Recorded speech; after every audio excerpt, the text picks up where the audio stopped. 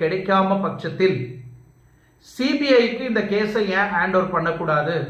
CBI இந்த case எடுத்து ஏன் இந்த கொலை குற்றவாளி யார் என்னன்னு ஐடென்டிஃபிகேஷன் பண்ணி இன்ட்ராகேஷன் பண்ணி இன்வெஸ்டிகேஷன் பண்ணி கண்டுபிடிக்க முடியாது அப்படின்றது என்னோட கேள்வி.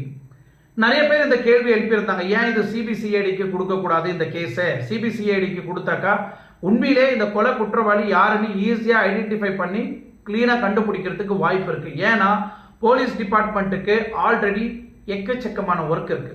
போலீஸ் டிபார்ட்மெண்ட்டுக்கு லா அண்ட் ஆர்டர் ஃபாலோ பண்ணுறதுக்கு எக்கச்சக்கமான ஒர்க் இருக்கு.